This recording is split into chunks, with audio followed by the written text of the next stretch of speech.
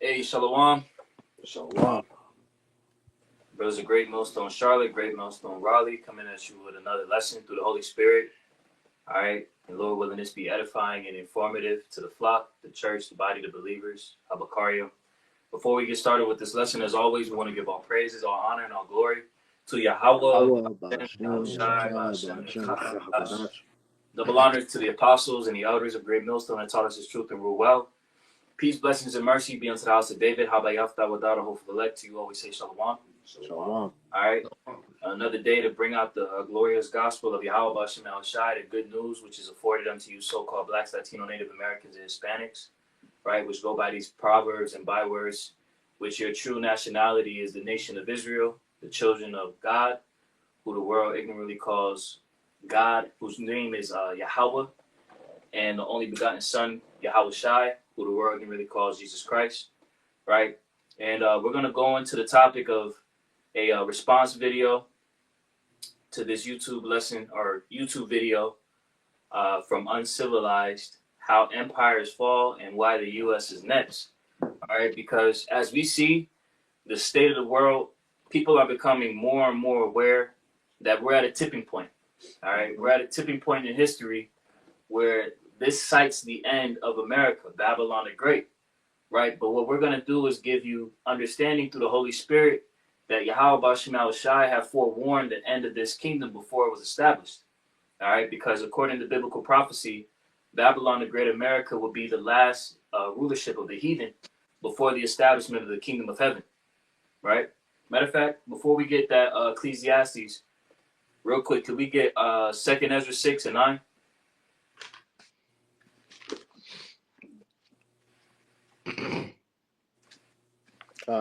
Second Ezra chapter 6, verse 9. It says, For Esau is the end of the world, and Jacob is the beginning of it that followeth. Right. Esau is the end of the world, and Jacob is the beginning of it that followeth. Right. The rulership, all right, the nation that governs the world is the nation of Edom, the self-proclaimed white race. Right. Pursuant to Job 9 and 24, the earth was given into his hand to rule. All right. However, as we see, the end of this society is falling, and the kingdom of Yashar Allah, the kingdom of Israel, is being prepared before the people's eyes. Right. With the elect being risen up in these last days. All right. And that transition is going to enter into the kingdom of heaven. But this kingdom, this empire will fall. Okay. Sorry, the GNT. Come on. It's 2nd Ezra 9 or 6 and 9 in the Good News Translation.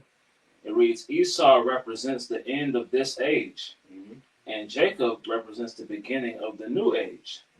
You know, so this current age, this current rulership is being marked by the downfall of this Edomite society, right? And as the brother is going to go into in the video, you know, it's marked by the similarities, right, to all these previous rulerships, man.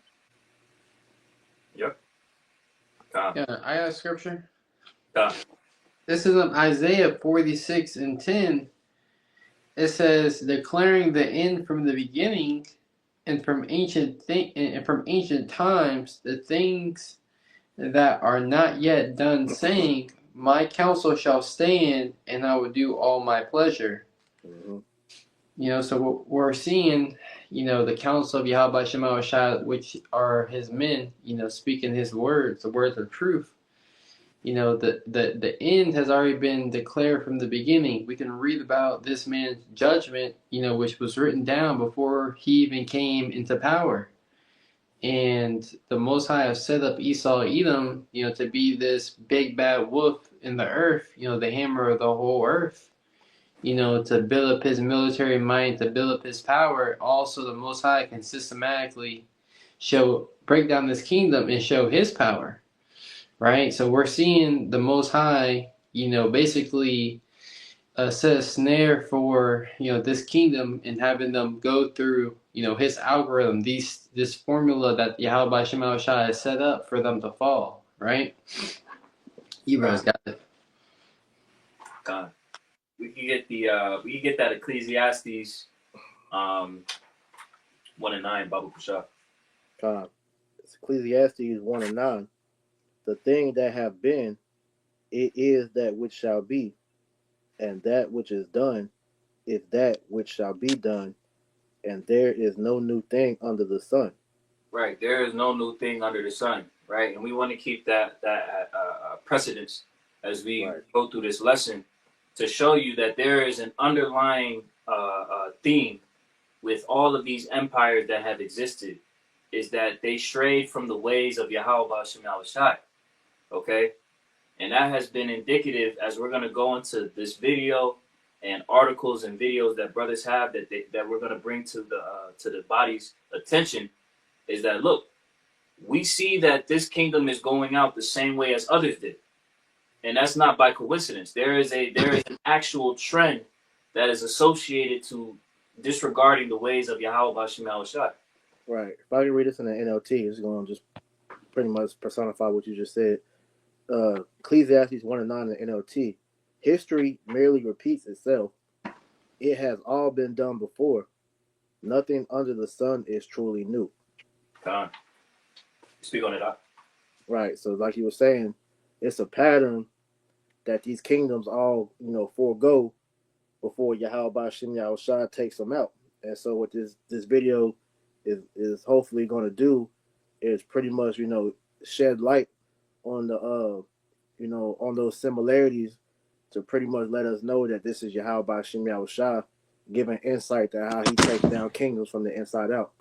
Right. Yep. And there's a quote that pretty much says, in their new guise, the old ways go on. Right? And it pretty much means that they may change appearance right on the outside, but the things on the inside, remain the same, man. So that's what you see in all these kingdoms. Because if I may add, the things we're gonna go over today, the different empires, they are all ruled by the Edomites, and so we know Esau, Edom, pretty much uses the same playbook. Because there was a quote Apostle Gabar always mentions. I believe it was G. Edward Griffin or one of them, the guys that do the documentaries, and they were going into how these elites, how they're not very smart. They just found the formula that works, and they just keep spamming it. Right. And so that's ultimately Esau in a nutshell, man. They all have the same motives, because they're the same people. Therefore, they do the same things each incarnation. All right, which is the kingdom we're about to go into. Yeah, I got one more scripture before we play the video. Go ahead. This is 2 Ezra 9:5. It says, "For like all that is made in the world have a beginning and an end, and the end is manifest." Right? So the end is, that word manifest means to basically to reveal. So that the end is being revealed, as history is repeating itself. The same signs that these ancient empires, went through, the same things they experienced and, lived out. And we're seeing those same signs of their end. Right? Well, one more verse. I got one after you. Okay. It says, "Even so, the times also of the highest have plain beginning and wonders and powerful works and endings and effects and signs." And we have to liken, this modern day, Babylon the Great, modern day Egypt, to, the ancient Egypt, as a great deliverance, and the Most High showed forth His power and plagues in those last days. And these signs that we're seeing are leading up to those plagues. These signs that we're going to be showing in this video are going to be leading up to those plagues, those sore punishments that Yahweh Shema Shai is going to pour upon this world of disobedience. So just to add to what you were just saying, because as you said, the end was written from the beginning. So Yahweh Shem Yahushua is bringing the end, to Babylon. That's a good thing. You should be rejoicing in that. So as we're going to go into these similarities of how these kingdoms all took the same path, this is something to rejoice in. All right. This is Ecclesiastes 7:8. Better is the end of a thing than the beginning thereof, and the patient in spirit is better than the proud in spirit. So better is the end of a thing than the beginning thereof, because as we're witnessing the end of Esau Edom's kingdom, all right, that's actually a blessing unto the elect, because we're the only ones truly looking for the end of this kingdom. like it says in the book of Sirach about how one of the things the Lord glories in is somebody that can see the fall of his enemies. You know, so brothers and sisters, we should be rejoicing as these things are being revealed unto us to let us know how we're one step closer to getting up out of here. But you got it out. Beautiful. Go ahead and get the video rolling.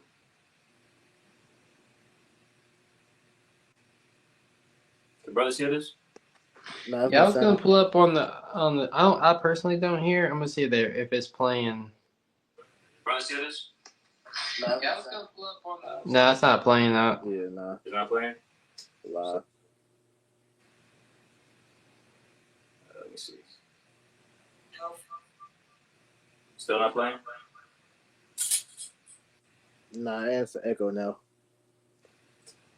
Salakia. Bear with us one moment. You want one of the brothers just to play it from the chat? In the meantime, we'll just go through an article and then we'll jump to the video. Let me see here. It should have been able to play. Salakia. Give me 1 second. Yeah, let's try to put it back on the screen. God.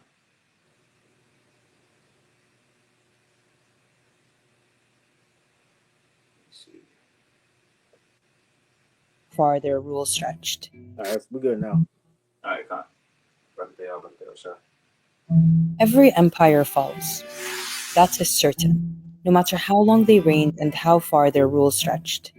From the Romans who ruled for over 1,000 years, to the Ottomans who spanned continents, and the USSR that changed the political landscape of the modern world. So is the empire we're living under today also crumbling? Yes.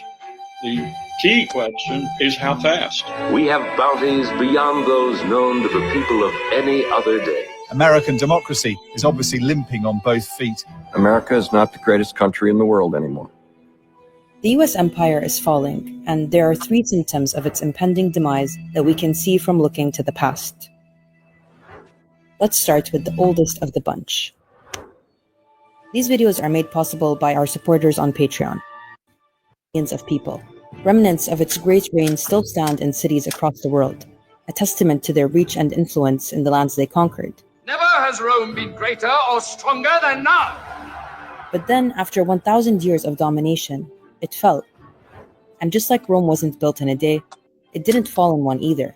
Instead, the fall of the Roman Empire was death by 1,000 cuts.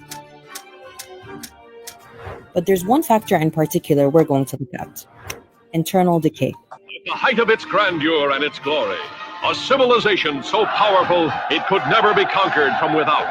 Yet it found the seeds of its destruction within itself. There was a huge disparity between the lives of the elite and the commoners. Rome's elites lived in grand estates, hosting lavish, decadent banquets where they'd feast on peacock tongue and wine from naked waiters. Every one of these senatorial families has holdings all over the Roman Empire. They're the equivalent of small multinational corporations. They are wealthy in a way that is impossible for us to understand. The poor lived a very different reality. They worked menial jobs and lived mostly on bread and porridge, living in overcrowded, badly built buildings, prone to collapse and spreading disease. The games are all about Roman emperors giving the people what they need, and it's always described as bread and circuses. They had to feed the people of Rome, but once they were fed, they had to be entertained. Let the games begin! And see, we see that is exactly happening in these times. You see? The parallels of how it mentioned the hierarchy that exists being rooted in corruption. Right, we're seeing that more and more as we see what happened recently with UHC, the United Healthcare, how there is a growing feeling of disdain toward these corporations, toward these systems that are that have been established to govern the people. Right? I'll read this for you real quick. Come on, go ahead. This is from an article that reads "Internal Decay Theory, Ancient Mediterranean." It says, internal decay theory is a concept that explains the fall of the Western Roman Empire as a result of inherent weaknesses and internal problems within the empire itself, rather than solely external pressures. This theory suggests that corruption, economic decline, social decay, and political instability eroded the foundations of Roman society over time, ultimately leading to its collapse. Factors such as a declining population, ineffective leadership, and loss of civic pride are considered key elements contributing to this internal deterioration. So all these things that we just read are qualities that America is exhibiting, man. Right? These are all signs of the fall of this kingdom, man. So, like I said, economic decline, social decay, political instability, right? Declining population, right? Because the articles go out about how the Edomites, are becoming the minority, right? Ineffective leadership. People don't trust their governors. They don't trust the politicians. The loss of civic pride, right? That American pride is no more. So all these are elements that are contributing to that, man. Yep. Real quick, because you made mention of that pride. This is Isaiah chapter 14 and verse 11. It says, "Thy pomp is brought down to the grave." Right? When you go into that word for pomp, it goes into pride. Okay? It says, "And the noise of thy vials, the worm is spread under thee, and the worms cover thee." Right? Speaking of the corrosion of this country, speaking of the corrosion of Babylon the Great, right? And those things that the brother had read, and as this woman is speaking of in the video, are all contributing to that overall corrosion, right? Because in order for the kingdom to go forward, there has to be proper rule. There has to be proper leadership to govern the people, right? Sirach, the 10th chapter.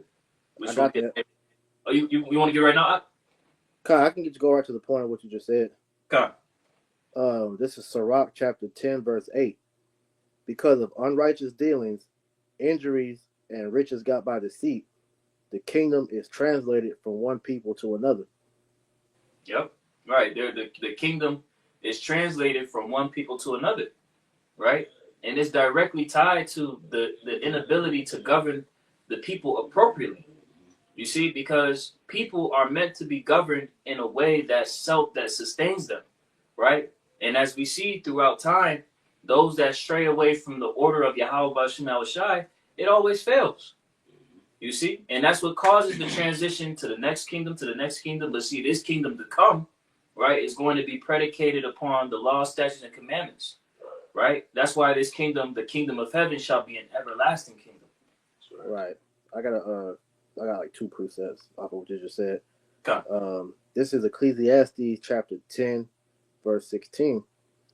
It says, "Woe to thee, O land, when thy child is a king, and thy princes eat in the morning," because the pretty much the king is supposed to be for the people. It's another scripture that says that too, but I can't think off the top of my head. But the people serve the king as well as the king serve the people, because in order for rulership to be governed the correct way, that king has to be a righteous ruler, which we understand the Edomites are the furthest thing from that, man. All right.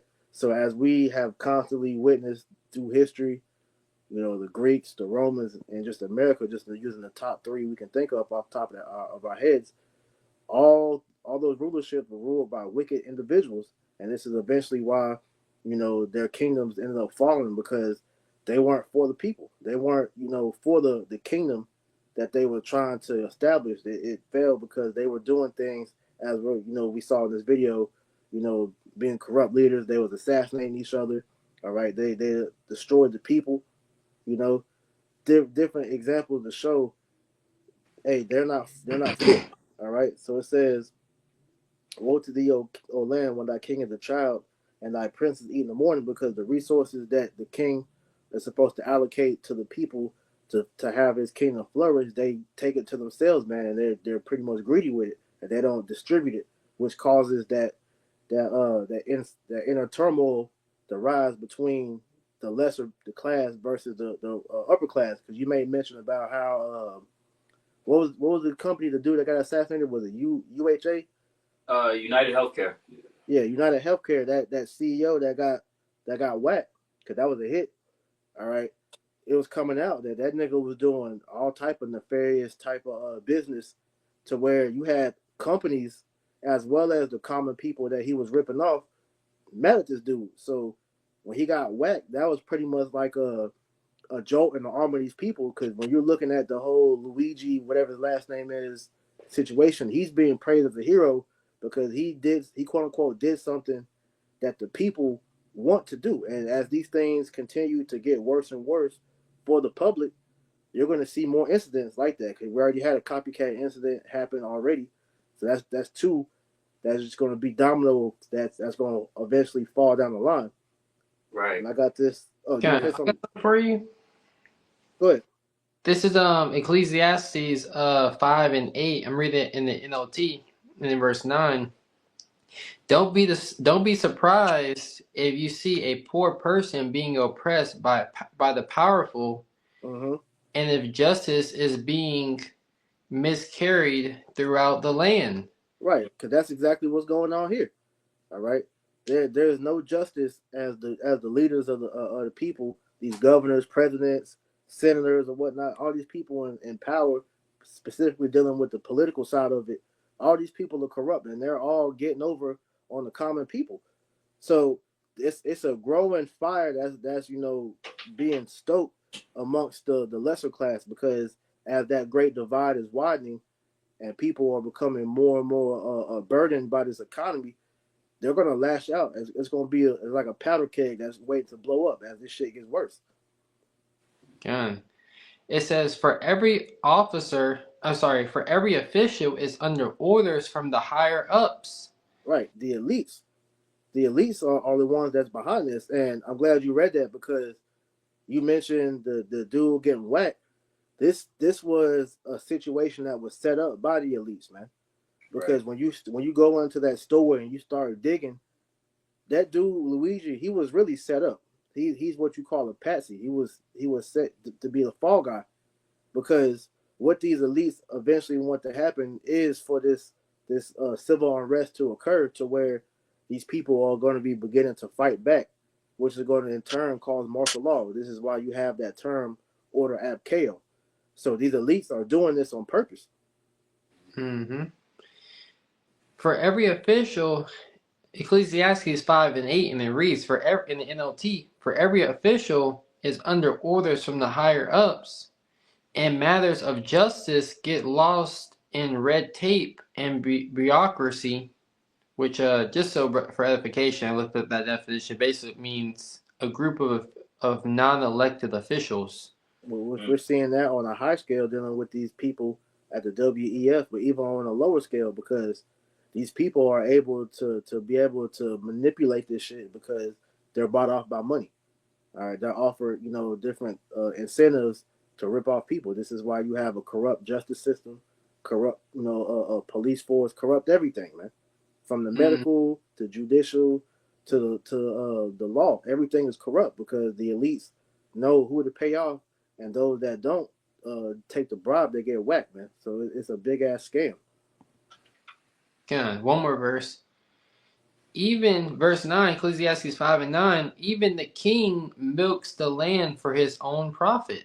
See, that's what we've been saying, but this is tying back to what the scripture we read earlier in Sirach, the 10th chapter. All right, because of unrighteous dealings, injuries gotten by deceit, the kingdom shall be translated from one to another. All right, because Esau obviously isn't handling the kingdom the correct way that Yahweh Shem Yahushua will want a ruler to rule as. So he's allowing his kingdom to erode from the inside out, so that this place can fall outwardly. Because before a kingdom is taken down, it always corrodes on itself first, man. Okay. I got a definition. So I was listening to a video today about money and capitalism, and they went into how ethics has been taken out of capitalism. Mm-hmm. Doing what's right for the people. So I got the definition of ethics. It says, what do you mean by ethics in business? Business ethics refers to, right, because America is a big business, right? It's an empire. To implanting appropriate business policies and practices with regard to agreeable subjects It says accountability, care, and respect, honesty, healthy competition, loyalty, transparency, and respect for the law. Oh, this is like this is where I wanted this one. There's like multiple definitions. It says first ethics refers to well-founded standards of right and wrong that prescribe what humans ought to do, usually in terms of rights, obligations, benefit to society, fairness, right? So all of these things, fairness, setting up a society where, everything is, well, and that's, I don't want to speak about that, because there's always going to be a higher class, but when you look at Esau, Edom's history, he's even robbed his own people, during times like the Great Depression, they stole upwards of $13 trillion from the American people, right? All to build up their war chests, right? For World War II. So all these things has been going on for such a long time. Look how they freely milk the land, and rape, robbery, and murder, upon the children of Israel, right? And the scriptures say, woe to thee who establish a town by iniquity, right? And buildeth a town by blood, right? And that's what Esau, Edom has done. So it's only a matter of time for these signs of your end to start showing themselves. You brothers got it. If I could make one more quick point, because the biggest sign that this capitalism doesn't have ethics is the fact that they set up the Federal Reserve System. Mm-hmm. And brothers should know the history of how that was set up, dealing with Jekyll Island and all that. So they are printing money out of thin air. So it just goes to show you that, man. These devils ain't right. But you got it out. God. Cornwall still got a little bit more on this article. I'm putting it in the screen right now. This is off. It's a study guide going into internal decay theory. Continuing on, it reads: internal decay theory emphasizes the role of systemic issues within Roman society, such as corruption among officials and moral decline among citizens. So, like you brothers have made mention of, right? The moral decadence is leading to, the different, the so-called assassinations and, as we see, taking place. Yeah. I get something real quick. And, back on that. Sorry, go ahead. That's the other one. You got it. Real quick precept, straight to the point. This is Isaiah chapter 19 and verse 14. It says, Yahweh hath mingled a perverse spirit in the midst thereof. Right? And we see that perverse spirit that's being exercised through these Babylonians, right? Right? That waning love, right? The ethics not being there, the laws and customs of Yahweh Hashem El Shai that produce a sustaining kingdom, right? It says, and they have caused Egypt to err, right? America, Babylon the Great, in the scriptures is known as spiritual Egypt, right? It says, to err in every work thereof, as a drunken man staggereth in his vomit, right? So I just wanted to add to that moral decline, right? Taking on that drink, that Babylonian juice, the wine, the doctrines, the philosophies of America, they're just completely inebriated. Right. Mm-hmm.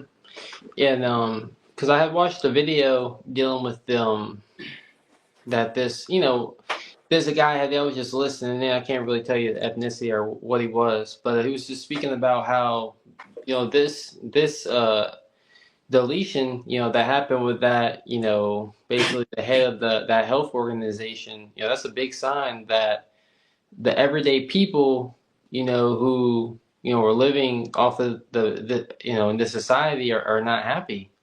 They're not able to really continue to go on, and basically that was a cry of justice. He was basically going into how if we don't want things to get worse, we really have to start we have to solve this problem. Right. This is why I said earlier, this was all set up by the elite. This is that order ab chaos, because they're exposing themselves at the same time. Like I said, Psalm 64 chapter, their own tongue shall fall upon themselves. But this was a point of plan to do that, to cause that civil unrest amongst the people, which is prophecy, by the way. Is why, real quick, 2 Corinthians 2:11, lest Satan should get an advantage of us. We're not ignorant of his devices. So we're seeing through this plan, man. You know, all these things that Esau is doing, it's a controlled demolition. You know, they want things to get out of hand so that they can bring the order in, man. Because like you said, it's a powder keg that's just ready to blow. So these people are going to be exposed to more the foul shit that's being done by these politicians, by these governors, by these bankers, or whoever else. And it's just going to take one person, whether he's a plant or somebody just crack, and it's going to be all out hell, man. That's it. Continuing on. The theory suggests that as civic pride diminished, fewer individuals were willing to serve in the military or contribute to public life. Economic troubles, including reliance on imported goods and unsustainable tax system, led to widespread poverty and dissatisfaction among the populace. Political instability resulted in civil wars and power struggles, further fragmenting the empire and making it more vulnerable to external threats. The combination of these internal issues created a cycle of decline where each problem compounded the others, making recovery increasingly difficult. You know, and we're seeing all this take place in America right now, man. Right? All these things are just piling up. The poly crisis, as they coined it. Right? All these things are coming back to back to back. You know, just as they did in the Roman time, man. Now, I wanted to get this going off of what you were speaking on, Priest. Speaking on the people being in an uproar. It says here, internal decay theory highlights how corruption among leaders and societal moral decline led to a significant decrease in civic engagement. As citizens became disillusioned with their government due to widespread corruption and ineffective leadership, they lost interest in participating in the public life or supporting the military. This disengagement further weakened the societal structures that had previously helped maintain order and stability in Rome. Right. If I could make a quick mention, this is why when you heard the video talking about this is why the whole thing with the bread and circuses, it was made.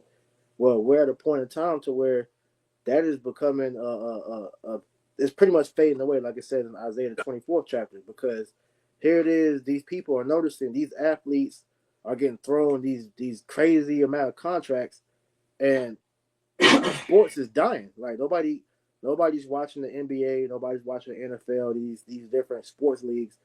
Nobody's really speaking on how things like they used to. Even with the election, this election, you got a lot of people that didn't vote, because they see that both candidates was pretty much losers.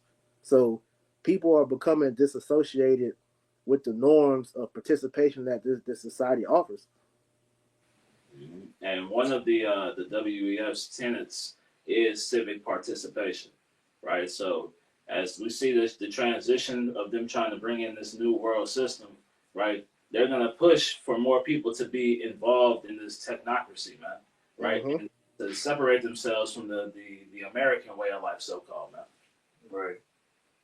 Because it's through. It's finished. The goal of these elites, right, is to bottleneck the masses of people into their new order through creating a chaotic environment, right, to where they have grounds and reason to pass legislation, to introduce new practices, to counter the problems that they created. Yep. Any brothers have anything? I'm gonna go back to this video. You got it. Well, I got one real quick. Cornwall just read that, so I'll get this. It's Jeremiah 30:12.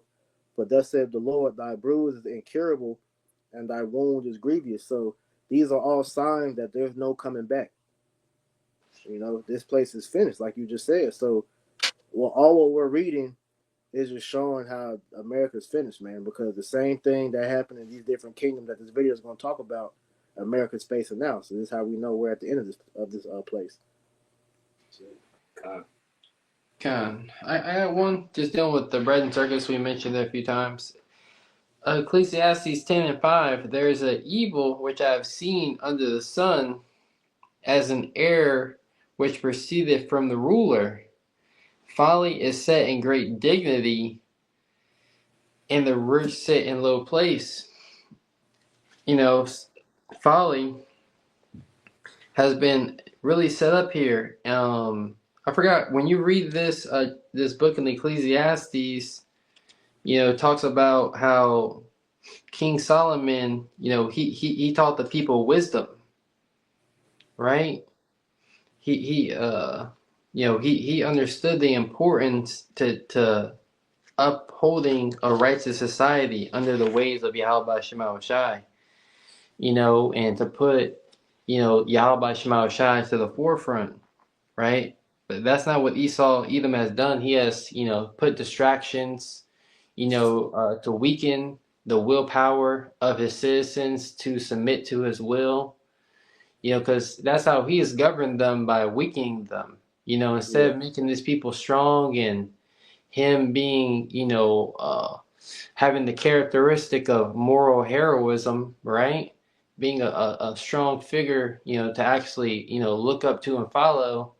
This man has been, a thief, and a murderer, all in the wise of, trying to play the good guy, and like brothers are going into, he's really catching on to it. You brothers got it. Yeah, if I can add, that word folly, when you look it up, goes into wickedness, because all the distraction that he's putting out there is he's infused it with wickedness to pretty much, like you said, weaken the people, but also to make them, go against the Most High. So being evil is a norm, and they push it. So this is why the Lord is doing what He's doing to this place. Mm-hmm. Yep. Go back to the video. The games are all about Roman emperors giving the people what they need, and it's always described as bread and circuses. They had to feed the people of Rome, but once they were fed, they had to be entertained. Let the games begin! There were famines, peasant uprisings, and slavery, and the Roman tax system disproportionately impacted the lower classes, while the wealthy often avoided taxes through exemption or corruption. This is now a new era of Roman history. Rome is no longer what it was. Rome is in decline. The middle class was shrinking, and the economy became increasingly polarized between the very rich and the very poor, all fueling resentment and instability. So what does this tell us about the US? Home they've always dreamed of, the happiest investment they have ever made. The middle class was once a symbol of the American dream. It meant owning your own home with a white picket fence, a car, kids going to school, a perceived ease and quality of life that couldn't be found anywhere else in the world, and that anyone could achieve so long as they worked hard enough. We are a prospering people, wherever we live, or earn our livelihood. But for the past few decades, that's all become increasingly out of reach for lots of Americans. Some people skipping meals because they simply can't afford it. The number of people experiencing homelessness in a single night went up 12%. Every year, hundreds of thousands of people are literally asking for donations to afford medical treatment. Our roads and bridges are crumbling, our airports are out of date, and the vast majority of our seaports are in danger of becoming obsolete. But Americans from the grocery store to the gas station are seeing their budgets tighten every single month. And the changes suggested would mean higher taxes for the average American family, widening America's already massive income gap. 90% of the wealth is right here in the top. And then the lower middle class, they've got 0.3% of a piece. Yeah, they have some crumbs there. And the poorest, they have no pie. In fact, they have less than no pie. They actually have a bill for pie. They're in pie debt. They're struggling to meet rent or mortgage payments, repay college loans, to repay loans for a car. While the wealthy have become steadily wealthier, wages have been stagnant and costs of living have surged. And it's not like these changes are mutually exclusive. It's off the backs of workers, off the exploitation of the American masses, that the wealthy continue to engorge themselves. Elon Musk has officially become the richest person in the world. His net worth has crossed the $400 billion mark. Companies buying out the housing market, insurance companies making healthcare unaffordable, politicians taking money from lobbies to protect corporate interests and fill their own pockets, and the working class is well aware. Hoarding wealth is so harmful, so unethical, so rage-inducing. Billionaires should not exist. So you talk about teacher salary, $2,000 in rent, $400 car payment, you got insurance, you got groceries, electricity. Like, I don't understand how people are affording life right now. For 5 stitches, $3,800. What? Like, it's so freaking hard to live here.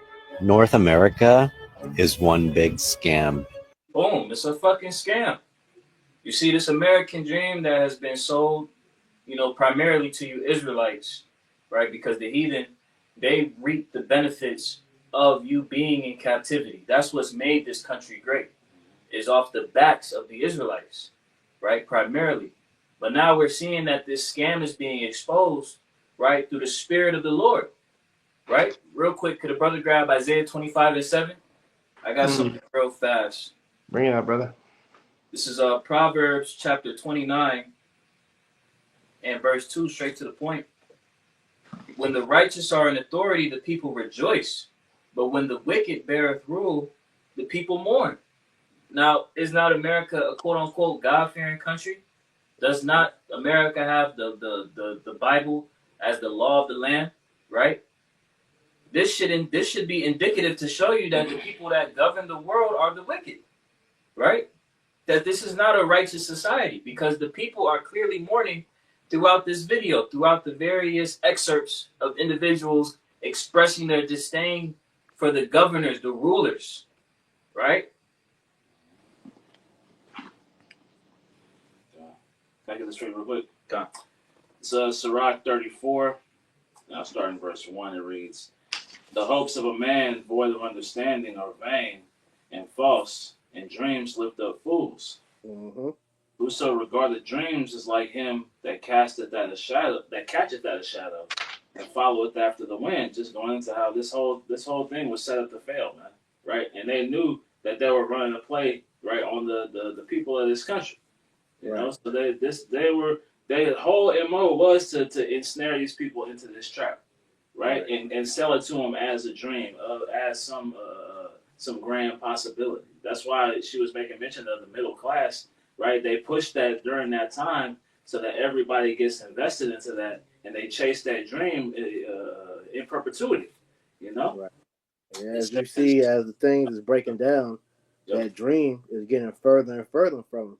So the people that was invested in the American dream are starting to see that this shit was a lie. And this is why, as you know, brothers have been going into, everybody is starting to look at these damn devils, these bankers, the elites, as the problem, you know? Jumping down, it's verse 7. It reads, "For dreams have deceived many, and they have failed that put their trust in them," man. Right? So this whole thing was a big enchantment, a big deception, right? That was gonna fail these people from the jump, man. Yep. Time. Could a brother grab that Isaiah 25:7, Baba Kusha? Okay, can you get it on one? Yeah, I was looking for something, but yeah, I got it. Yes, like I was looking for something too. I got it. It's Isaiah 25:7. "And he will destroy in this mountain the face of the covering cast over all people, and the veil that is spread over all nations." Right. And that's what we see that's happening. Esau is being exposed, right? And with that exposure, these people are starting to see that everything that they had fought for, right, as the brother has said, in perpetuity, was nothing more than a rat race, right? You were nothing more than a hamster on the wheel, chasing after that piece of cheese, not knowing that you were just you were just a cog in the machine, right? Mm-hmm. They show forth these little trinkets, you know, and put that in front of you to make you think that that was going to be what you should seek after, when all of it was just a ruse, right? It was all a lie. But now we're in that time of exposure, and people are starting to wake up. That's right. Did y'all have something? Yeah, I got a couple things I want to bring out. One thing that video mentioned was how these major companies don't really pay any taxes. Well, the super rich. Well, here it is. Apple, they had a lawsuit. I just want to, so as of December 30th, 2024, Apple net worth, our market cap, is 3.83 trillion. This makes Apple the world's most valuable company by market cap. Right. Hey, and that matches the GDP of some of these countries, Said it even surpasses some of the GDP of some of these smaller countries. Mm-hmm. So basically, the reason why I'm bringing this out is because when you look at Apple, Apple heard that they got sued for not paying taxes. So in 2016, the European Commission accused Ireland of giving Apple illegal tax advantages. The commission claimed that Apple was only paying 0.05% tax on profits from its Irish subsidiaries. You know, and they had I was watching their case. They had a case where all that money that they made, you know, out of the U.S., they said they didn't want to bring that back to the United States, especially with the tax, how much money they were going to have to pay in taxes. So now in 2024 in September, right, 8 years later, the European Court of Justice ordered Apple to pay $13 billion in back taxes to Ireland. You see how they fought for all that time, you know, to basically get away from paying taxes, and they always find loopholes on how to avoid taxes, right?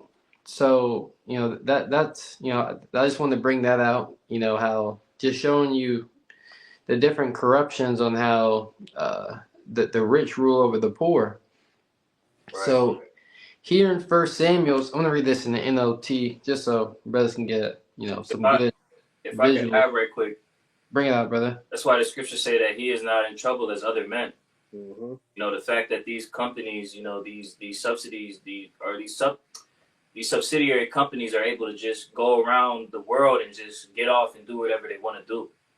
You know? Yeah, because hey, when you make the rules, you can break the rules, man. This is his kingdom. Yep. You got it, Azar.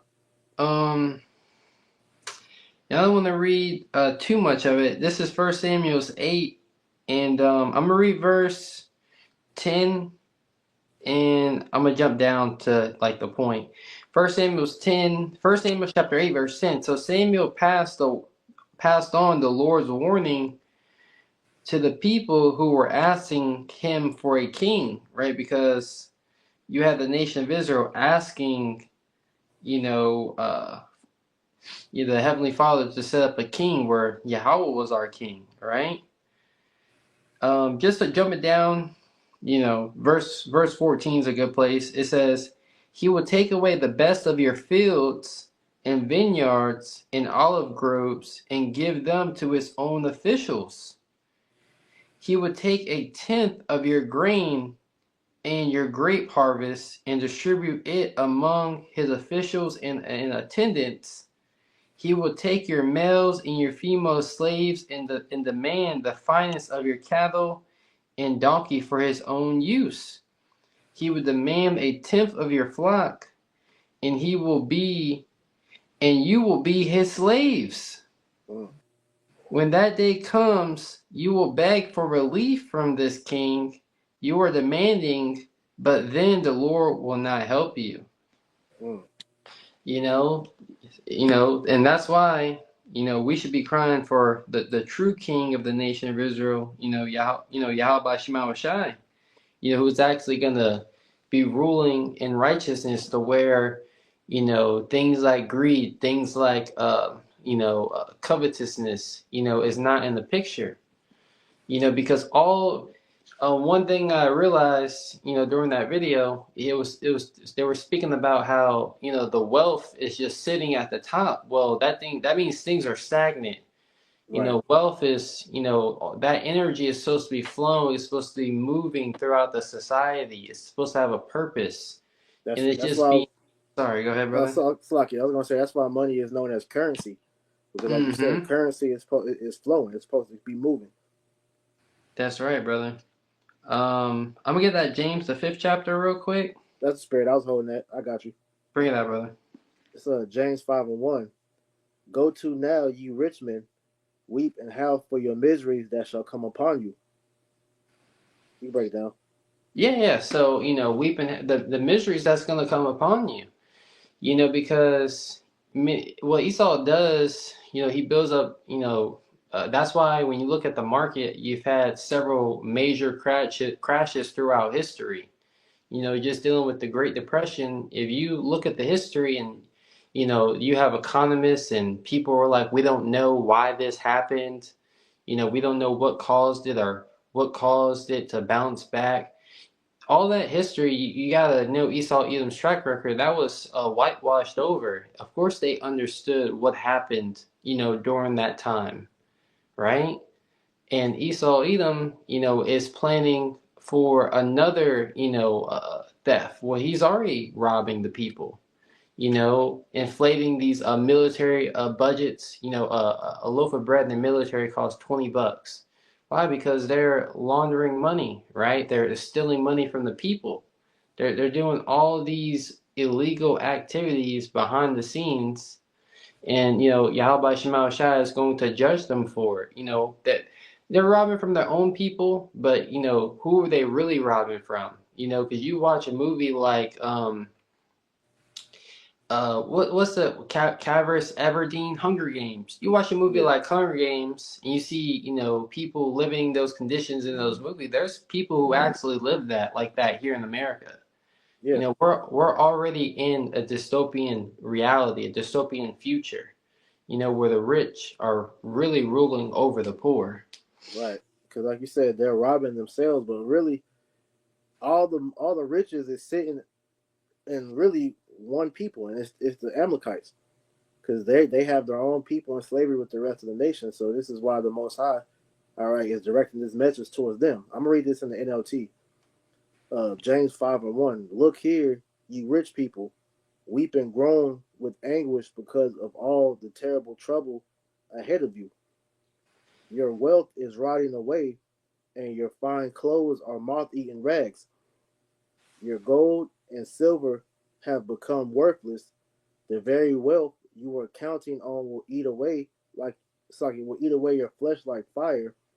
The treasure you have accumulated will stand as evidence against you on the day of judgment. Because as we're seeing, and everybody is beginning to realize this, like you said, all the world's wealth is sitting with those small hats, man. All right, because as the world problems will continue to get worse. These devils, if they really wanted to, they could solve world hunger. All right, they can solve homelessness.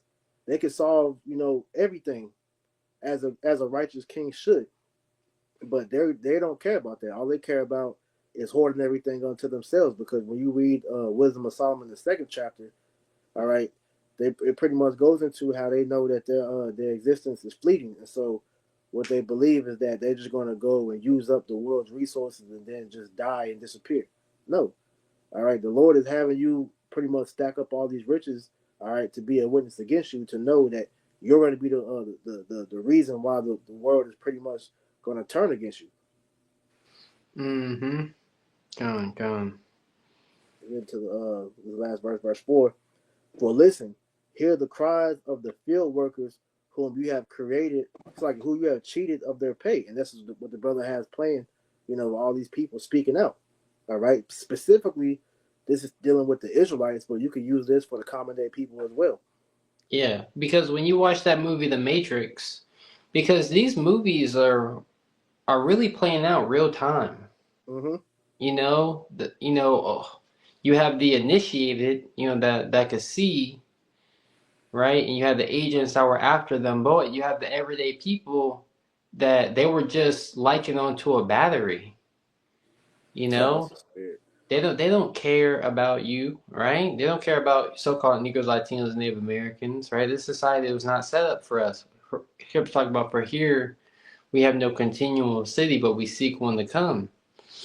Right, so all these things, the elites are doing this to keep, you people working. What was the old saying? You shall own nothing and be happy. Mm-hmm. And you have all these people, crying after cryptocurrency as if that's going to be your savior. Well, the elites will give you that. It doesn't matter to them. They can regulate that easy, and literally, you're going to have a digital number in an account, which is literally nothing. You can't. It's just a number, right? And you're going to be happy.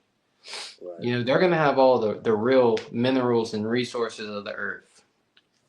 Right. It says the wages you held back cry out against you. The cries of those who harvest your fields have reached the ears of the Lord of heaven's armies, which we know is Yahweh Shai. That's going to come back and redeem the elect of Israel, the one that's crying and sighing, you know, for all the abominations that this devil is doing unto us, man. Y'all got it. Oh, yeah, and then you got reports coming out, you know, on how these bankers are freaking off on people, you know, running, you know, rings behind Pizzagate rings, you know, all these evil and wickedness, all, you know, what do you think that movie Blink Twice was all about? All of this is happening on Esau Edom's watch. This man's eating a burger and some fries right now, right? And you got people starving to death, and this nigga just, oh, not my problem. Mm-hmm. You got it, brothers. God. Anything going on? God. And then there's the internal social and political decay. People have become disenchanted with the illusion of American democracy, of its promises of equality, of equal opportunity for all as long as you pick yourself up by your bootstraps. You can see. And these words aren't being, I just want to pause that real quick. She said disenchanted. Why do you think that these enchantments are wearing off? It's because the Spirit of the Lord is in the midst, right? These lies that Esau Edom has fortified his kingdom with are breaking down everything that he stood upon. You got that word for disenchant? It's disenchant. In the Elm Online dictionary reads, free from enchantment, to deliver from the power of charms or spells. Ooh, man, to deliver from the power of charms or spells, right? And this is literally what this word is doing, right? It is delivering people from the charms and spells, right? Let's see here right quick. Bear with me one moment. Is that 2 Corinthians?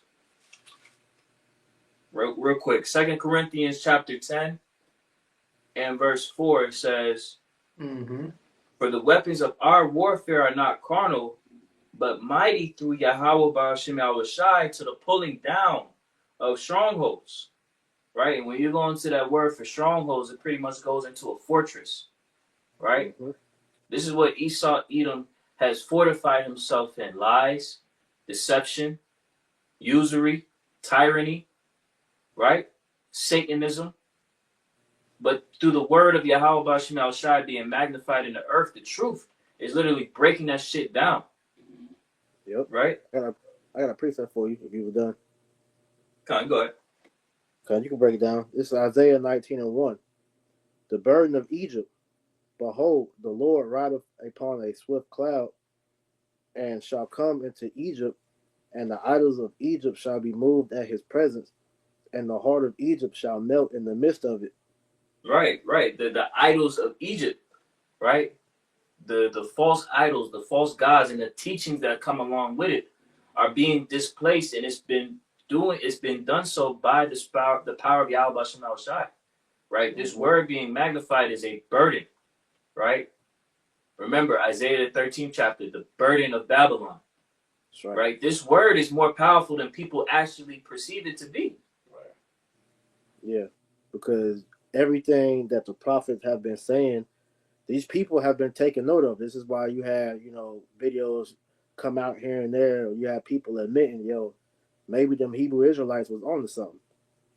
Because as we always go into the economic collapse, the wickedness that these devils are doing behind the scenes, now that these things are being brought to the forefront, these people are waking up to the bullshit, man.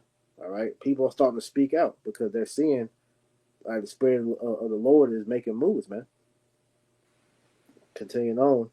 And I will set the Egyptians against the Egyptians, and they shall fight every one against his brother, and every one against his neighbor, city against city, and kingdom against kingdom.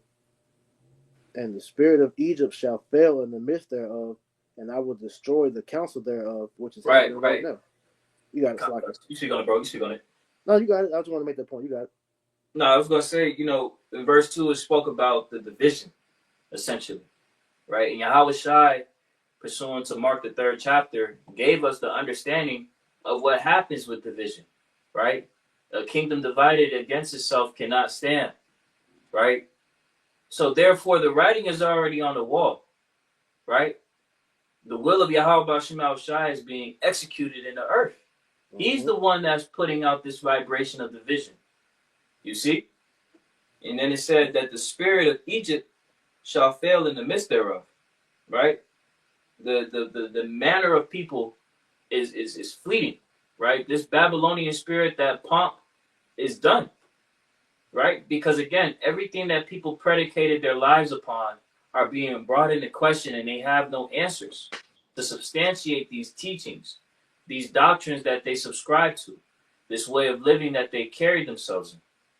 And at this point, if they do still choose to walk in the course of these customs and these laws, they're really showing themselves to be anti-Hamashiach. Right. Finishing out, and I got one more behind this. It says, and they shall seek to the idols and to the charmers and to them that have familiar spirits and to the wizards. Right. And none of that shit is going to prevail. Right? That's why we're imploring our people to repent and believe in the gospel, because at least you have a fighting chance to get on the side of the right counsel. You see? Right. To take heed to the sound doctrine of Yahweh Shema Shai. Those, the scriptures say, those that are heavy laden, rest with us, roughly paraphrasing. Yep. Right?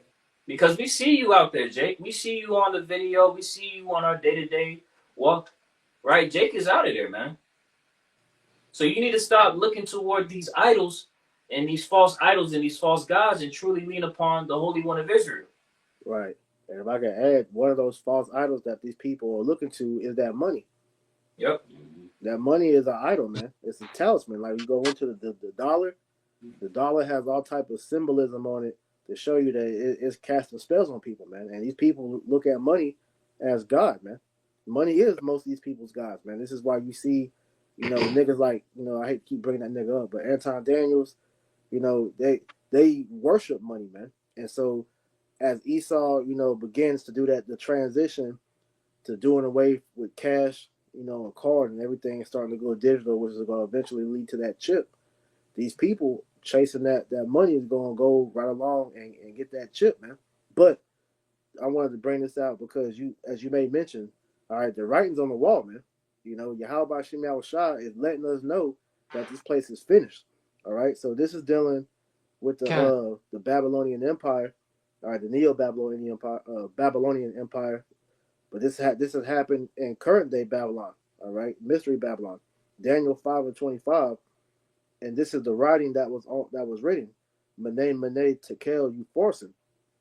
This is the interpretation of the thing, Mene. The Most High have numbered thy kingdom and finished it. Tekel, they are weighed in the balance and are found wanting. Right.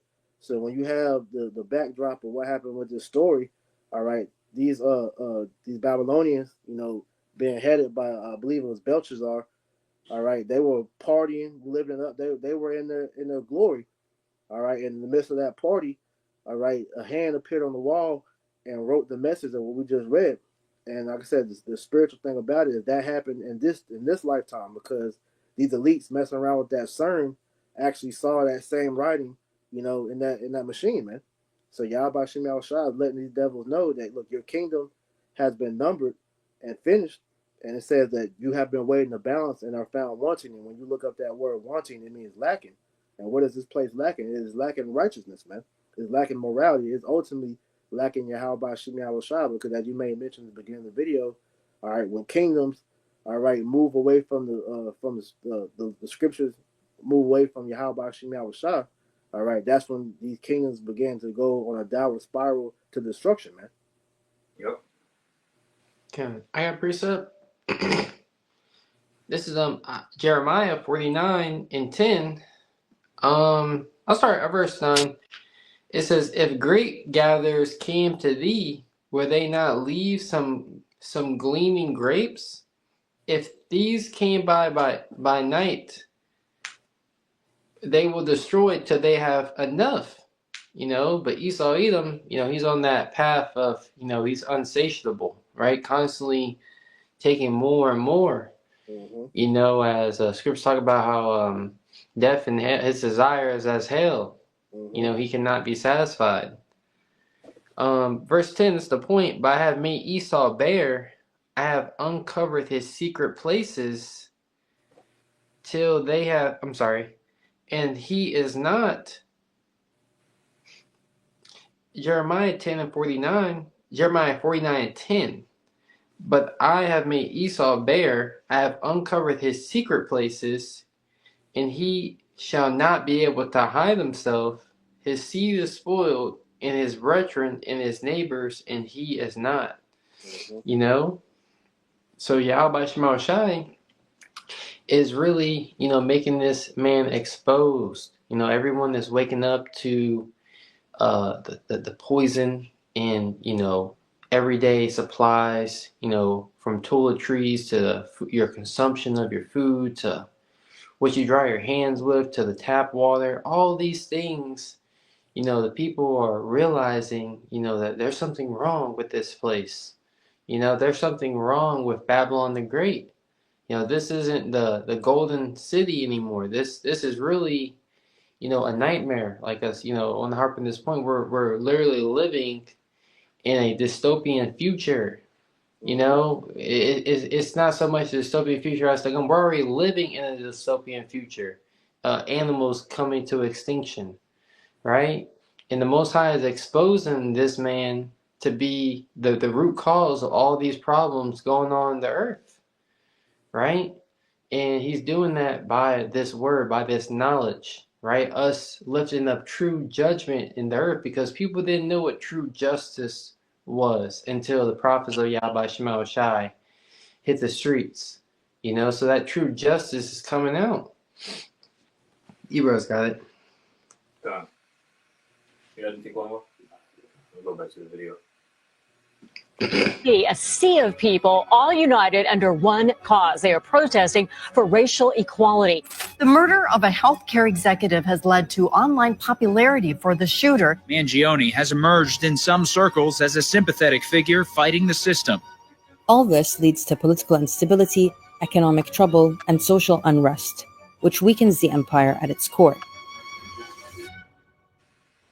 But an empire is bigger than its center. It's a network of vassal states serving the core's interests, and keeping all those entities in check is done through both soft power and hard power. That brings us to symptom number 2. To understand soft power and how it plays into imperial decline, let's look at the Ottomans. It was a huge empire, dominated by a Turkish dynasty that had its origins in Asia Minor. The Ottoman Empire was one of the most powerful and enduring empires in history, spanning 3 continents at its height. It was a hub of cultural and scientific innovation, producing advancements in medicine, astronomy, architecture, and engineering that changed the world. They ruled a considerable mix of peoples and faiths. There was no great history of ethnic tension, even though there was a history of massively complicated ethnic and confessional coexistence. It lasted almost 600 years, until it didn't. One factor that contributed to its demise was its waning influence over the peoples and territories it had under its control, also known as the loss of soft power.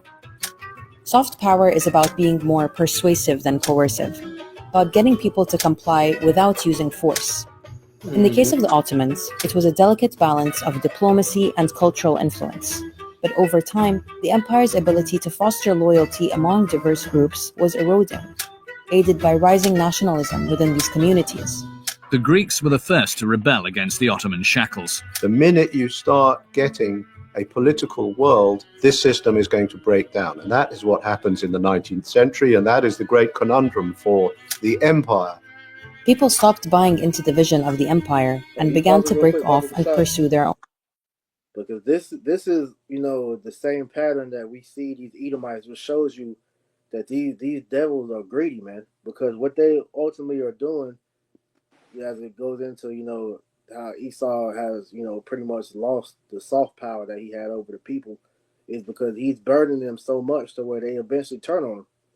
You know, that's been, you know, a continuing staple for all his kingdoms. Because, like, for example, you have with the Romans, it's it's a show on Netflix called The Barbarians, which the Barbarians were Jakes when you do the research. But one of the revolts they had with them was because they was increasing the taxes on them to the point to where they didn't have anything to give them, and yet they were still increasing taxes on them. So they were left with no choice but to rebel and fight against them, which is eventually what his own people ended up doing.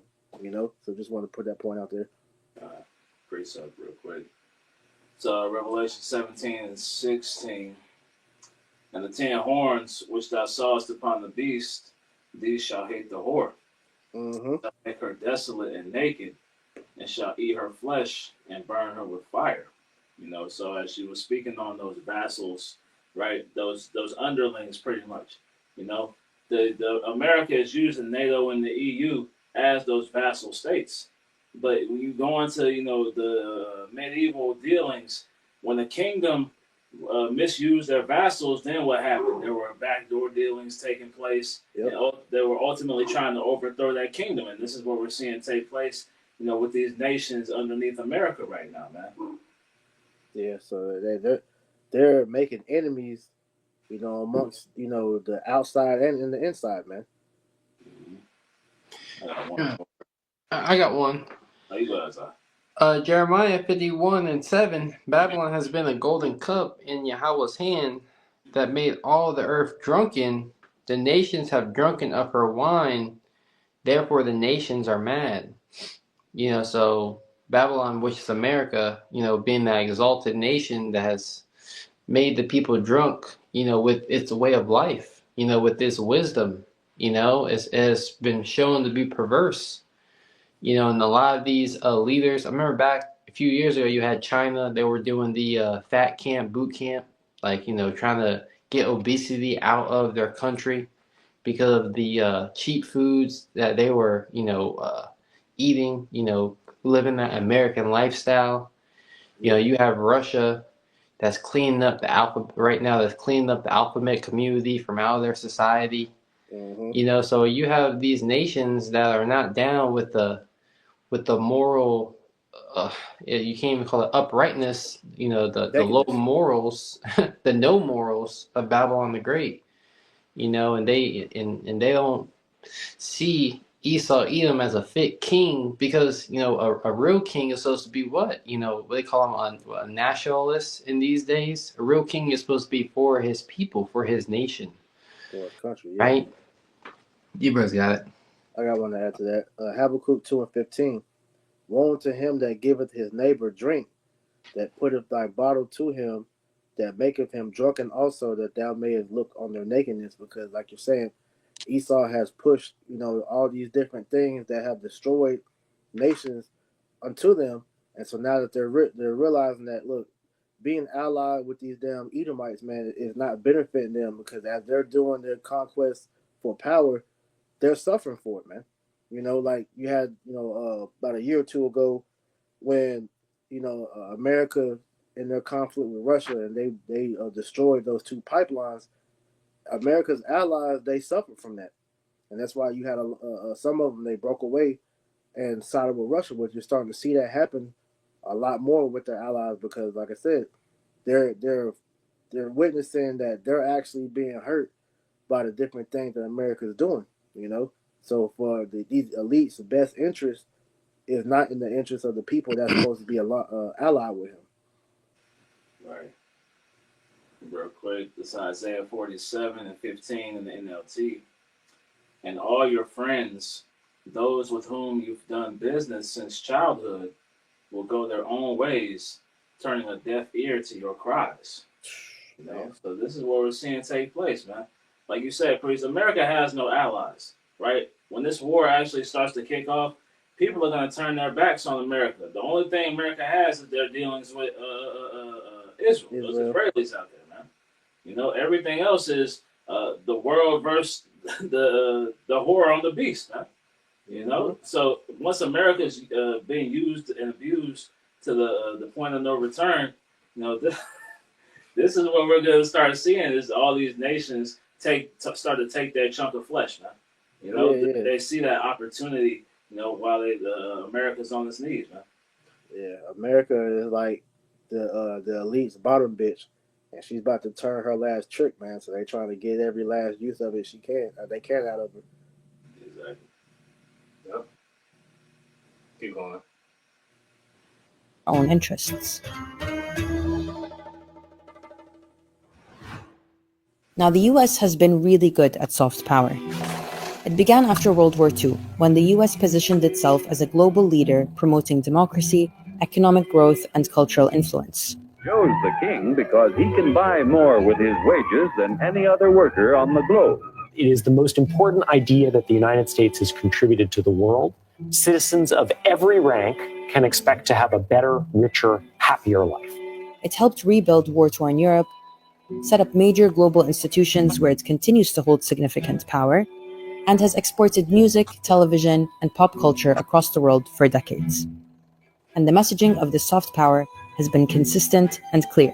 Shining city upon If I a can hill. make a point on that real After quick, 200 years. as we know, America is 100% export. They don't import slocky. They don't export anything of value to the world. And so all the stuff that it just named that what America does export is harmful. You know, that's that bottle that we just spoke about. And all these nations are beginning to realize that we're actually suffering from siding with this bitch, man. So we gotta get away from her, man. You know, so that just shows you how the stage is being set more and more for these nations to come against Babylon. Exactly. This is them, the personification of them spreading themselves as that Green Bay tree. Yeah. Right. Them getting their branches and their leaves and their roots in every nation across the planet, man. So, and this was the whole point of what you see took place after World War II. What she's saying is them to push that what was it called, soft power, right? You know, to cozy up the people, right? So that once they decided to bring the hammer, they were already well entrenched throughout the globe, man. Right, because that soft power was pretty much a cover up for them to pretty much put these nations in debt to America, really in debt to the elites.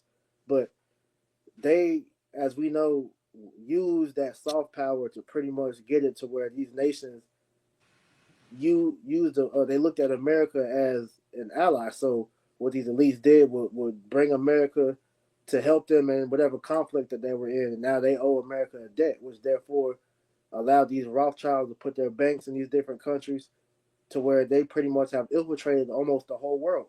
And the people that didn't play ball with them is the ones that they threw sanctions on, which is why you see the stalemate that we're at right now, to where Russia, Iran, and different countries that refuse the Rothschild bank. That's the big boogeyman of the world, man. All right, but like I said, that illusion that these nations have been enchanted with is wearing off. Now they see what this shit is for what it is. Yep. Isaiah, did you want to bring up this article? No, we don't have to. But really, the top, like you said, it just does the top export for the U.S. is oil drilling and gas extractions, petroleum refining, brand name pharmaceuticals, which we know that's not good. It's all bad shit, man. It's shit that doesn't benefit these other nations, as well as the indoctrination and this fucking so-called democracy, man. Yeah. Westernization, the colonization, man. It's all destructive. So I just want to read number 6. They call it organic chemical manufacturing, are used in variety of products, including foods with synthetic flavors, wood products, and pesticides. Yeah. Shit. This is why when you look at, the American restaurants, whatever they franchises that's in these other countries, it's certain products that is banned in other countries that is allowed here. Because they understand that shit's not beneficial for their people. Yeah, and like I said, it's soybean, like all these things we know not to be good. You brothers got it. I just want to, Con. Yeah, go back. She's still a beacon. still a magnet for all who must have freedom. But for soft power to work, for people to buy into the fantasy and want to participate, they need to see credibility and moral consistency. Now, just to be clear, the US has violated the principles it preaches since its founding, not to mention since its emergence as a global hegemon. It seems the majority of people were willing to overlook that and buy into the American dream. Hey, real quick, so we But the spoke on that earlier. As I quoted, I'll get it. Habakkuk 2:12. Woe to him that buildeth a town with blood and established a city by iniquity. As the video just said, man, that's was America's upbringing, man. All right, sin, bloodshed, and sin, man. But then try to use the Bible and Christianity as a force to seem like they was God fearing, man. That they were for the people. Yeah, one thing she just said too was buying into the American dream. You know, they didn't look at her works, her track record, but they bought into, you know, they had a belief that, you know, that she would be good, that she was good, you know, and that's really what's been, you know, keeping this place afloat for such a long time. The belief in, you know, America, USA, the saviors of the world, you know, the golden city, you know, sidewalks of gold. It's looked at basically as a Elysium, you know. That's what America is really looked at as. For brothers that have seen the movie, you know, it's a movie called Elysium, you know, where the earth was in decay and they were living in the heavens, you know, where it was paradise. Yeah, You know, and that territory of paradise is getting smaller and smaller, you know, as the world is waxing worse and worse. Yep. Because post World War II, America was separated from all global issues, man. You know, that's why you ask these people about what's happening geopolitically, they can't give you an answer on anything, man. You know, but as the brother brought out those enchantments being worn down, now you're starting to see, you know, people start to care about America's footprint, you know, across the globe, man. Mm-hmm. Okay. Go back. illusion is falling apart. The mob tore down scaffolding, battled their way through the last line of police defense, and broke into the Capitol. Pause that and go to the other video with the moral decay, because that's what they just spoke on. So that'd be good to add in there real quick. It's not long. Okay. Let's see there. Because these are all step-by-step progress to show you how this place is corroding from the inside out, man. Happens at the end of every civilization's reign. And I think this happened with the Greeks and it happened with the Romans. And it's one of the things that Douglas Murray, when I had him on my podcast, was discussing. He said one of the things that happens at the end of civilizations is they become obsessed with gender. It's a thing that happens where men start becoming women and women start becoming men, and it becomes like a big focus, like cross-dressing and all this stuff becomes a big point of focus. And I was like, well, why is that? He goes, it seems to be that they're dissolving all boundaries and all norms and all societal structure, and that's a part of it. It's like gender roles. Con, that's a good one. The woman goes in a little bit more detail. That wasn't it? No, I sent you the one with the woman. It's a YouTube link. Oh shit, Salakia. Con, you good? Because she's gonna pretty much say something similar, but she goes into detail with just showing you like this is a trend that history always goes.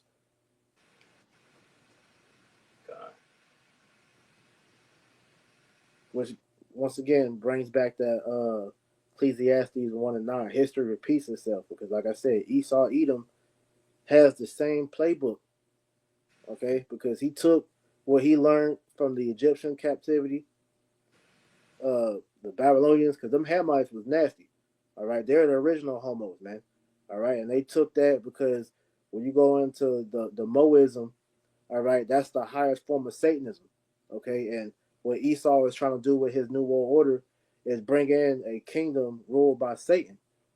So when you begin to blur the lines between what a man and a woman is, the people they're like a blank slate because they don't know what's what anymore, man. So you can fill that void with anything that you want, which is what they have done. This is why the whole focus on Moism is what it is. And while you're getting that, I had a quick, this is an excerpt from this book called The New World Order. And it had a point to where it said, real quick, it says the old world is coming to an end. It will be replaced with a new way of doing things. The new world will be called the New World Order. This structure will redistribute property from the have nations and will give it to the have not nations. The New World Order will include changes in the family. Homosexual marriages will be legalized. Parents will not be able to raise their children. The state will. All women will be employed by the state and not allowed to be homemakers. Divorce will become exceedingly easy, and monogamous marriage will be slowly phased out. The workplace, the government will become the owner of all the factories of production. The private ownership of property will be outlawed. Religion will be outlawed, and believers will be either eliminated or imprisoned. There will be a new religion, the worship of man and his mind. All will believe in the new religion. The United States will play a major role in bringing it to the world. World wars have been fought to further these aims. Adolf Hitler, the Nazi socialist, supported the goal of the planners. The majority of the people will not readily accept the New World Order, but will be deceived into accepting it by two strategies. Just giving an excerpt of why things have gone where they're going, or where they have gone, because this is a plan that was set up a long time ago by the elites, man. You know? So nothing that happens is by accident. Yeah, I got scripture. This is Psalm 68:6. It says, they search out iniquity. They accomplish a diligent search. Mm-hmm. Both the inward thought of every one of them in the heart is deep. Right. And what Esau, that search that he did was what you call subversion. All right. He subverted, like scripture say, he subverted whole houses. He destroyed, all right, the minds of the people to the point to where, like I said, they will eventually just go along with what he gives them because they're not able to think for themselves anymore, man. All right, with all these distractions and different things that he's put out here, these people have lost, the true cognitive function of how the brain's supposed to work. Therefore, now they become programmed. And so what Esau has done is slowly introduce these things little by little over time to where gradually the people grew to accept it, which is why, like I said, this mode agenda, this is not no light thing. This is a path to destruction. This is why the scriptures look at this place like modern day Sodom and Gomorrah, because this is what Sodom and Gomorrah eventually led to. That's right. And just when you that little excerpt, we see a lot of the beginning stages of those things. We're past the beginning stages. We're deep into it at this point. Yeah, we're exactly. We're seeing, those fruits, spring forth. And this man, he has think tanks where he thinks 30, 40, 50 years into the future. Right? You have a vision board, you have a calendar, a 1-year calendar of your goals and everything. This man creates a vision board for the next decade, and he understands history. He has this knowledge that he uses against the people. His wisdom is against the people because all of these things like social inclusion, right? He has created a society where people are separate and it's all systematic. But now, he's going to bring a pseudo salvation, of inclusion. This system right here is going to, allow everyone to be one, under this MOT to the B system, right? So it's all a trap. It's all a snare this man is laying. Tom, play the video. There is something weird, despite that, about the transgender question, right? There is something going on that's beyond the sort of liberation of fluidity. Something else seems to have happened, where many young people in this country now, there's a percentage increase in the number registering for clinical interventions on transgender questions has increased enormously. There's a certain fashion in schools of some sort, and it's a nerve-wracking business. If you're going to get no platformed in this country at university, you know, Germaine Greer, like, regardless of what one thinks of Germaine Greer, the point is you only have to touch on this question. Skip Ian her McEwan, till who the is other woman starts talking, Baba Kashar. Say that once more. And so you can skip her part. It's the one on the left that's going to be the main one doing the talking. And that the moment you are dissatisfied with the limitations of your present gender definition, that there is this enormous mechanism waiting to alter your body, to halt puberty, to slow your puberty down. People, all very well-meaning and very sympathetic, are there to provide surgical intervention and potential, permanent changes in your body with which there's no going back. Okay, I mean, for me, a sex change operation opens one door but closes many others. Right? I personally believe that anyone who collaborates in an intrusion into a developing child's body you can skip and to mind about 4 is minutes guilty. and 13 seconds.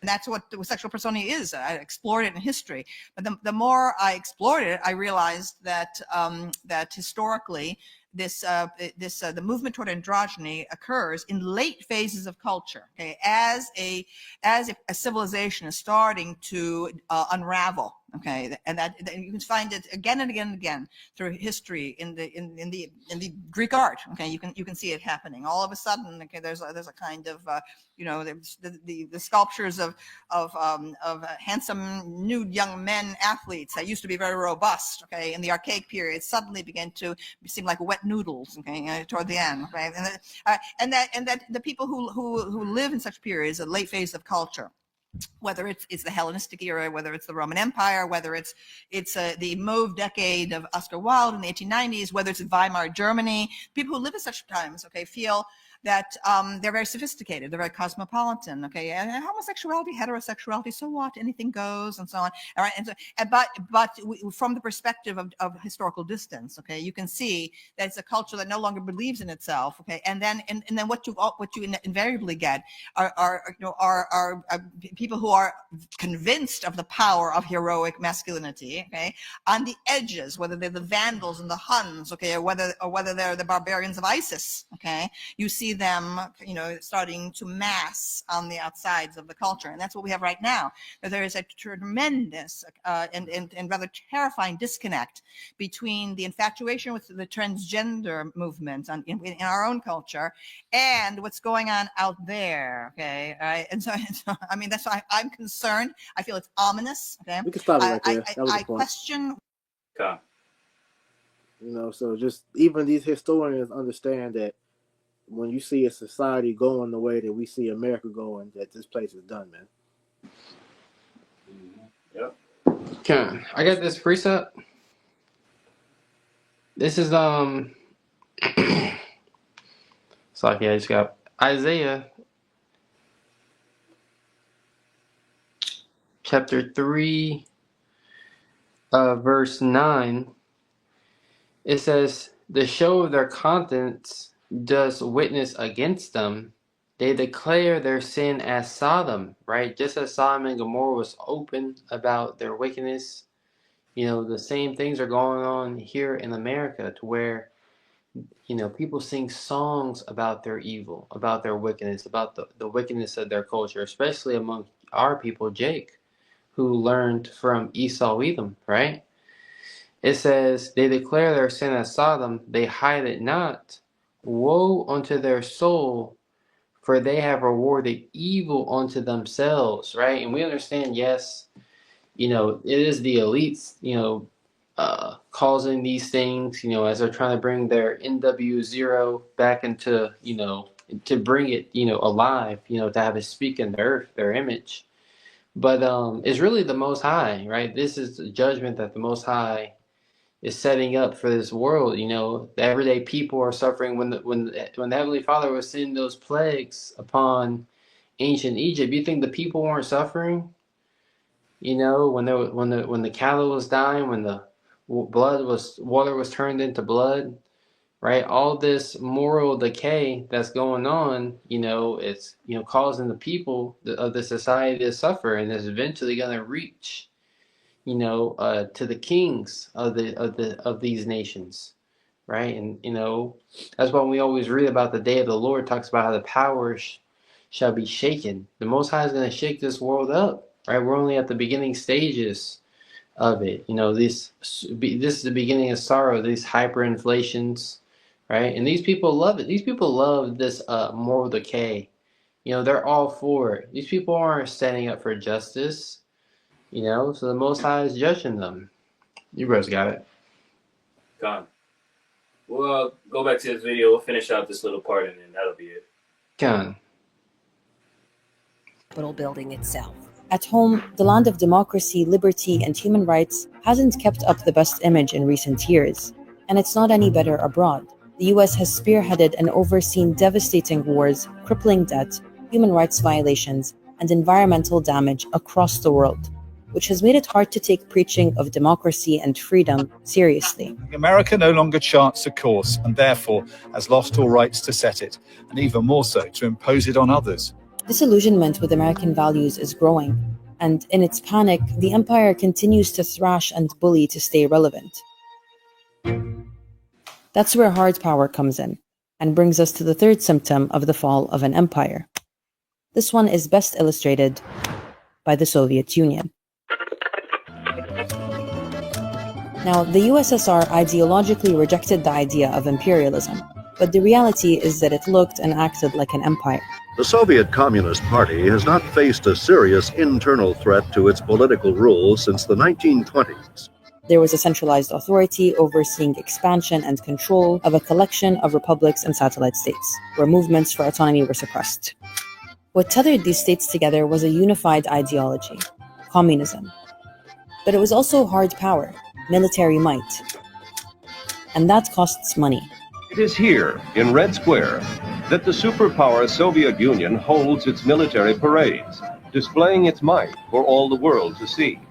At its strongest, the Soviet Union had 5 million soldiers stationed around the Union, and pursued wars and conquests to maintain and expand its reach.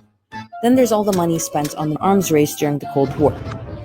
Money spent on propping up parties in proxy wars across the world, and money spent on wars like Afghanistan, a protracted 10-year-long conflict that cost them $50 billion. The superpower from the north occupies Afghanistan with more than 100,000 troops, a modern mechanized army. Eventually, the cost of keeping the empire in check became unmanageable, and the economy took a hit. By the late 80s, people within the Union were struggling with soaring poverty and a low quality of life, with no strategic wins to show for all that money spent. Military and ideological overextension drained not only the economy, but public morale as well, until people got fed up. In Moscow, the hammer and sickle is lowered for the last time. Sounds familiar. All estimates agree that the cost will be at least $1 trillion. The Bush administration never expected the war to drag on as long as it has. The fall of Kabul to the Taliban marked an abrupt end to America's longest war. The war cost American taxpayers about $1 trillion. The US carried out long, brutal, expensive wars in Iraq and Afghanistan, with nothing to show for it except instability and devastation and financial loss. Then there's the constant ideological wars. The war on communism, the war on drugs, the war on terror, the war on China and Russia. There's a constant boogeyman in the ether to justify US military spending. The US maintains the most bases in the world at over 700 and spends hundreds of billions of dollars on the military every year, more than the next 10 countries combined. It's funding Ukraine in its war against Russia. It might support Taiwan in a war against China. Billions of dollars spent, and we can't remember the last war the US has actually won. But last year, an undeniable awakening happened.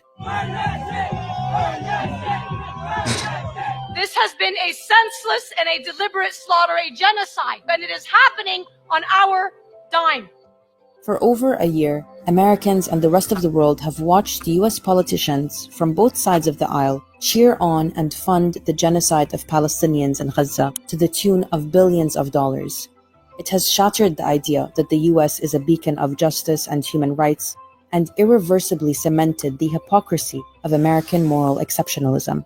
The empire has never been so exposed, and it's shown Americans who, back in the imperial core, continue to struggle to live decent, dignified lives where all their tax money is going, and where it's definitely not. I mean, that's pretty much it. You know, if you brothers and sisters want to check that out for yourselves, you can. I just want to close with a quick precept, and then if brothers got anything, of course, add to. This is Isaiah chapter 14, reading in the Amplified Bible, because with all of this being said, this gives credence to why the Lord is coming to establish the kingdom of heaven, right? Because this existing rulership, has oppressed the people beyond measure, right? Mm-hmm.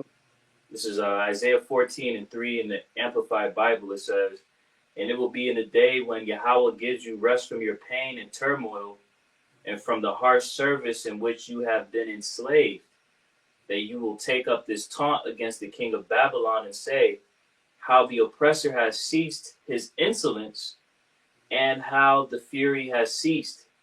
Right? Because at that time, when Yahweh Shai is sent to redeem the elect of the nation of Israel, right? That's it, right? That is when we have been really able to step into our rest, right?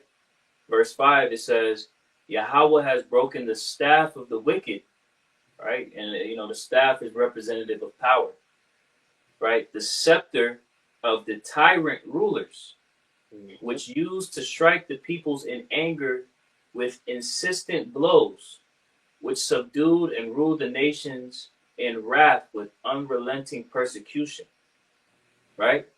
That is the hegemony of Edom that exists on the world today. Verse 7, the whole earth is at rest and is quiet. They break into shouts of joy. And that's going to be attributed to the kingdom of heaven to come. You see? Because this existing rulership has broken these people to the point to where they can't imagine actually continuing in this country any longer, continuing under the rulership of this devil. You see? So again, as we titled the lesson in response to this video, how empires fall and why the U.S. is next. Hey, as we started, the underlying theme that we've shown throughout this lesson through the Holy Spirit is that the turning away from the ways of Yahweh B'Shem Al Shai is what caused these things to happen. That's right. Read this real quick. Or, just play like the last 30 seconds of the video. Last 30 seconds? Yeah, because she summarizes a lot of what you just said. In that, as people, all these symptoms, are signs of the end of a kingdom, man. Right? And it's been showing itself throughout history as we open with that Ecclesiastes. Yep. Check. But these systems aren't going to live forever because they're inherently unsustainable. They rely on the exploitation of peoples across the world and within the imperial core, and bank on them buying into the bit that all this is necessary, is better for them, and protects them. And as life becomes more unaffordable, countries more destabilized, governments more autocratic, and our environment more unlivable, people eventually wake up. And that's usually the beginning of the end. All right, so we're at the beginning of the end, man. We're really at the end. It began a long time ago. But we're seeing that ultimate downfall about to take place. And it encompasses, right, all these different things throughout society that we see decaying. Yep. Yeah, because like brothers were going into earlier, how Esau, he's really a fool because he sees the decaying of society as an opportunity, to make war physically with them, because he wants to bring the population down to 300, to 500 million? Mm-hmm. Because it's much easier to control because he's not a god. Esau, he doesn't have the power that Yahweh B'Shem Al Shai has. And Lord's willing, we're part of that number who are going to be ruling this earth in righteousness We're going to be able to govern this world, the whole earth in its fullness. Right? It doesn't matter how many people are on it. They're going to submit to the will of Yahweh Shema Shai. Right? Esau Edom has not been given that power. I don't got a precept. This is Isaiah, just to get the scriptures out more than talking. Isaiah 47:9, but these two things shall come to thee in a moment, in one day, the loss of children and widowhood, right? So great mourning is coming, to, the powers that be, and the citizens are going to pay as well. But the powers that be, right, that running this world, that's running society, that's continuing to rob the people of their resources. And the people are waking up, right? And Esau Edom thinks he's so wise that he's going to make war with the people, have them, like they said in the movie Leave the World Behind, fight each other, right, against this invisible enemy, right?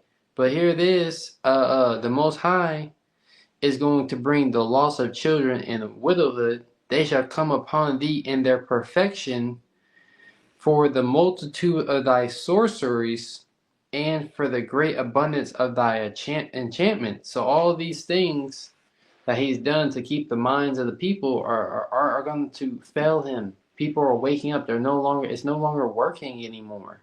And those scriptures say in Job, the wicked, those that have reaped down thy fields, they're going to come upon you. The Most High is going to raise this world up against Esau Edom. And the power shall stand in fear. They're not going to be able to handle the chaos that's coming. One more verse, Papa Shah. For thou hast trusted in thy wickedness, thou hast said, none seeth me. Thy knowledge, thy wisdom and thy knowledge, it hath perverted thee.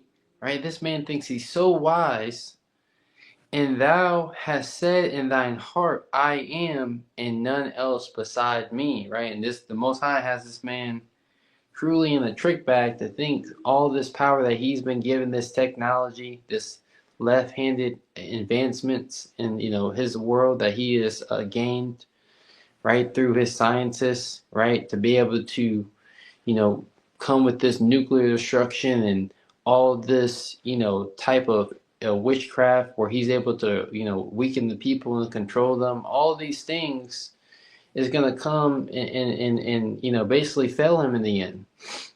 Anybody else got it? Got one more. Jeremiah 13:26. Therefore will I discover thy skirts upon thy face, that thy shame may appear. All right, so it's everything we've been saying. The people are now being made aware that the Edomites are the problem of the world. They are the ones behind everything. They're the ones that's causing these things to pretty much, go the way that they're going.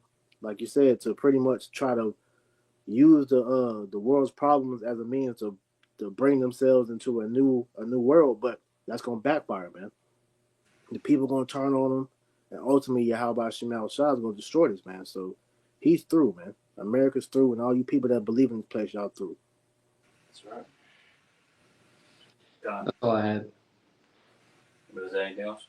Hey, Lord, brothers and sisters were edified through the Holy Spirit. All right, we're going to close giving all praise, honor, and glory to Yahweh. Noble honors to the apostles and the elders of Great Millstone that taught us the truth and rule well. Peace, blessings, and mercy be unto the house of David. How about Yahweh, without a hope for elect? To you always say shalom. Shalom.